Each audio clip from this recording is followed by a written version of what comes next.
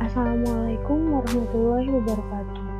Perkenalkan, nama saya Yuni Nur Indasari NPM 57 dari kelas A 2018. Di sini saya akan menjelaskan mengenai perencanaan, pengadaan, dan penyimpanan sediaan farmasi di apotek. Yang pertama mengenai perencanaan sediaan farmasi. Perencanaan sediaan farmasi merupakan proses kegiatan dalam pemilihan jenis, jumlah, dan harga perbekalan farmasi yang sesuai dengan kebutuhan dan anggaran untuk menghindari kekosongan obat dengan menggunakan metode yang dapat dipertanggungjawabkan. Tujuan dari perencanaan sediaan farmasi itu diantaranya yang pertama, untuk memperkirakan jenis, jumlah, alat kesehatan, dan bahan medis habis pakai yang tepat dan sesuai kebutuhan. Lalu untuk menghindari terjadinya kekosongan atau kelebihan stok. Kemudian untuk meningkatkan penggunaan sediaan farmasi, alat kesehatan, dan bahan medis habis pakai secara efektif dan efisien.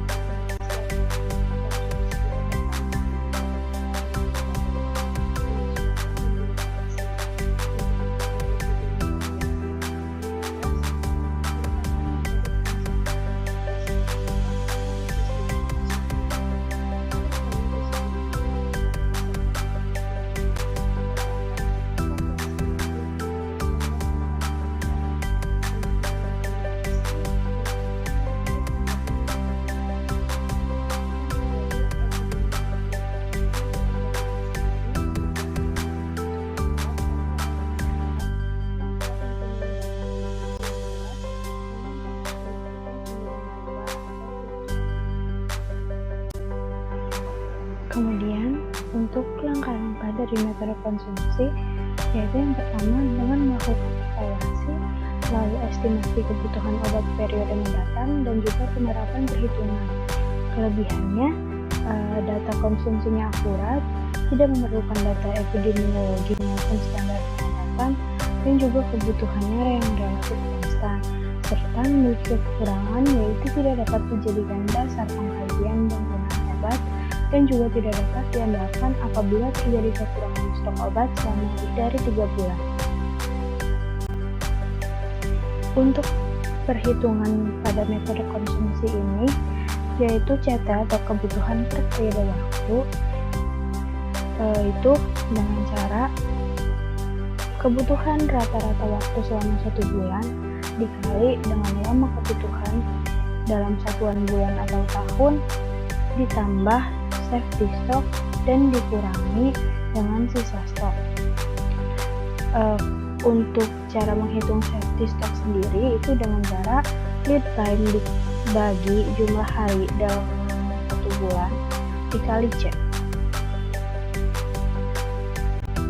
Untuk metode epidemiologi atau morbiditas ini memiliki kelebihan tidak membutuhkan data konsumsi, dapat digunakan untuk mengkaji pola pengobatan, dan juga mendorong melakukan pencatatan morbiditas, serta kekurangannya yaitu perlu waktu dan tenaga yang banyak, data penyakitnya sulit didapat secara pasti, dan ada pola penyakit yang tidak tercatat, serta variasi obatnya terlalu luas. Untuk perhitungan metode epidemiologi ini dengan rumus CT atau kebutuhan per periode waktu itu CE atau perhitungan standar dikalikan dengan T lama kebutuhannya ditambahkan dengan safety stock dan dikurangi dengan sisa stok. Untuk perhitungan pada metode kombinasi itu bisa menggunakan rumus C kombinasi sama dengan CA atau kebutuhan rata-rata waktu ditambah dengan CE atau perhitungan standar pengobatan dikalikan dengan T atau lama kebutuhan dan ditambahkan dengan safety stock lalu dikurangi sisa stok. Pada perencanaan sediaan farmasi pula dilakukan metode analisis evaluasi, yaitu ada dengan dua cara, ada metode ABC dan juga metode Venn. Metode ABC itu dilakukan dengan mengelompokkan item obat berdasarkan kebutuhan darahnya. Untuk kelompok A, biasanya sejumlah 10-20% dari total item dan mempresentasikan 60-70% total nilai. Untuk kelompok B, biasanya berjumlah 20% dari total item dan mempresentasikan 20% dari total nilai. Lalu untuk yang kelompok C, biasanya berjumlah 60-70% dari total item dan mempresentasikan sebanyak 10-20% dari total nilai. Kemudian untuk metode Venn itu dilakukan dengan mengelompokkan obat yang didasarkan kepada dampak tiap jenis obat pada kesehatan. Untuk kelompok V itu kelompok obat yang vital, antara lain obat penyelamat, obat untuk pelayanan kesehatan pokok, obat untuk mengatasi penyakit-penyakit penyebab kematian terbesar. Lalu untuk yang kelompok E itu kelompok obat yang bekerja kausal, yaitu obat yang bekerja pada sumber penyebab penyakit. Dan untuk kelompok N itu kelompok obat penunjang, yaitu obat yang kerjanya ringan dan biasa dipergunakan untuk menimbulkan kenyamanan atau untuk mengatasi keluhan ringan. Selanjutnya saya akan menjelaskan mengenai pengadaan sediaan farmasi. Pengadaan sediaan farmasi merupakan proses penyediaan obat yang dibutuhkan di rumah sakit dan untuk unit pelayanan kesehatan lainnya yang diperoleh dari pemasok eksternal maupun melalui pembelian dari manufaktur, distributor, ataupun pedagang besar farmasi atau PBF. Pengadaan obat-obatan dan perbekalan farmasi lain dilakukan oleh karyawan di bidang perencanaan dan pengadaan, yaitu dilakukan oleh asisten apoteker yang bertanggung jawab kepada apoteker pengelola apotek. Tujuan dari pengadaan sediaan farmasi itu untuk merealisasikan kebutuhan yang telah direncanakan dan disetujui untuk mendapatkan pembeli perbekalan farmasi dengan harga yang layak, mutu yang baik, dan juga pengiriman barang yang terjamin.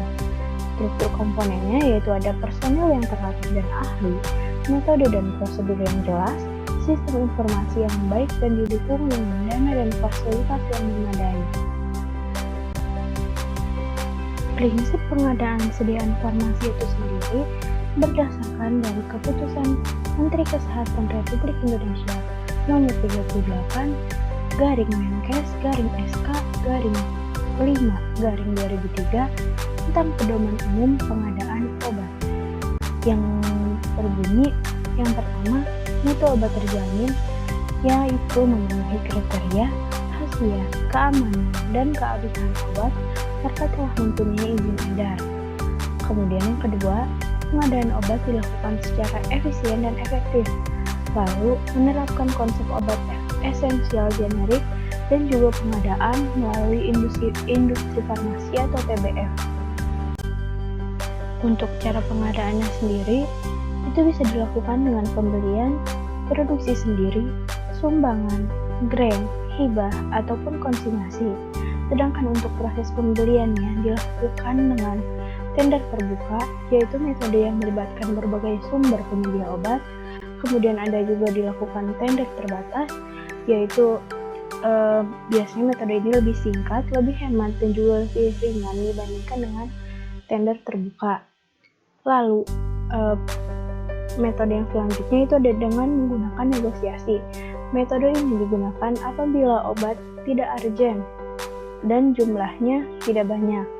Lalu metode selanjutnya itu ada pengadaan langsung. Nah, metode ini dilakukan untuk pembelanjaan secara langsung sesuai kebutuhan kepada pemasok.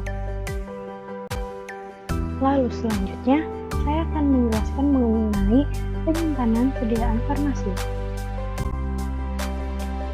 Penyimpanan merupakan aktivitas menyimpan dan memelihara agar persediaan farmasi yang diterima aman, terhindar dari rusaknya mutu obat, pencurian, ataupun kebakaran. Kemudian, tujuan selain itu yaitu untuk memelihara mutu barang dan menjaga kelangsungan persediaan, memudahkan pencarian dan pengawasan masa kadaluarsa, mengatur aliran barang dari tempat penyimpanan ke pengguna, dan juga untuk menjamin pelayanan yang cepat dan tepat. Kemudian selanjutnya, Bangunan dan fasilitas penyimpanan yang menjadi syarat dalam penyimpanan sedia informasi. Yang pertama, obat harus ditangani dan disimpan dengan cara yang sesuai untuk mencegah kontaminasi, bau yang tercampur, ataupun kontaminasi hilang. Area penyimpanannya harus diberikan pencahayaan yang cukup agar semua kegiatan dapat dilakukan dengan baik. Kemudian untuk persyaratan gudang farmasi, itu yang pertama harus ada prosedur tetap yang mengatur tata cara kerja bagian gudang, baik itu penerimaan, penyimpanan, dan juga pendistribusian bahan ataupun produk. Kemudian gudang harus cukup luas, terang, dan juga dapat menyimpan bahan dalam keadaan kering, bersih, dan juga teratur. Lalu harus tersedia tempat khusus untuk produk dengan status karantina atau ditolak. Kemudian pengeluaran bahan harus menggunakan prinsip FIFO atau first in first out, ataupun dengan menggunakan prinsip FIFO atau first expired first out. Hal-hal yang harus diperhatikan dalam metode penyimpanan sediaan farmasi diantaranya berdasarkan pada stabilitas, bentuk sediaan, kelas farmakoterapi, alfabetis, obat khusus, obat high alert, dan juga LASA atau look alike, sound alike. Kemudian faktor yang mempengaruhi penyimpanan itu yang pertama ada penyimpanan pada suhu kamar pada suhu 25-30 derajat Celcius. Kemudian yang kedua pada penyimpanan sejuk 1 yaitu 15-25 derajat Celcius. Penyimpanan ini disimpan dalam ruangan ber-AC.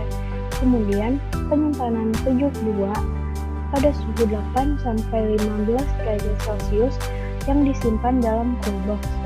Kemudian penyimpanan dingin yang disimpan dalam lemari pendingin dengan suhu 2-8 derajat Celcius. Ada beberapa sediaan yang tempat penyimpanannya harus terpisah, yaitu diantaranya bahan yang mudah terbakar, itu harus disimpan dalam ruangan yang tahan api, diberi tanda khusus bahan berbahaya. Untuk gas medis disimpan dengan posisi berdiri, terikat, dan diberi penandaan untuk menghindari kesalahan pengambilan. Harus terbebas dari sumber api dan ventilasinya harus baik. Untuk obat setastika harus disimpan terpisah atau disimpan dalam ruangan sama, tetapi diberi penanda stiker sel membelah berwarna ungu. Cukup sekian penjelasan dari saya. Terima kasih. Wassalamualaikum warahmatullahi wabarakatuh.